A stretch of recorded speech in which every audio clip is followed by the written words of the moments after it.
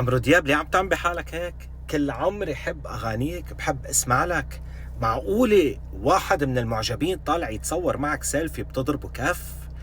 وخير ان شاء الله طلع يتصور معك. شو الازعاج اللي عمل لك اياه، او شو الجريمة اللي عمل لك اياه بده يتصور معك سيلفي بتقوم تضربه بالكف؟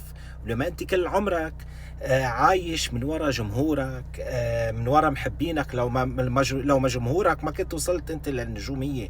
يعني ما شايف حالك انت انزعجت؟ قال من شو؟ قال لانه طالع يتصور معك سيلفي. ما شايف منظرك كيف كنت انت طالع على المسرح، طالع مشقر لي شعرك؟ واحد عمرك بالستينات مشقر شعرك. حلو الواحد انه يضله مشبشب حاله وحلو مزبط حاله، بس هيك هذا صار اسمه جهل، صار اسمه خرف. هيدا يلي عم تعمله انت هيدا اسمه هبل.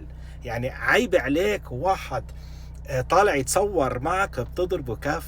لك انا اول واحد بطلت اسمعك. يعني انا هلا كل ما بدي اسمعك صرت اشمئز، مش بس لانك ضربته كف، لانه كل ما بدي اسمعك بتخيل شكل شعرك اللي مشقره.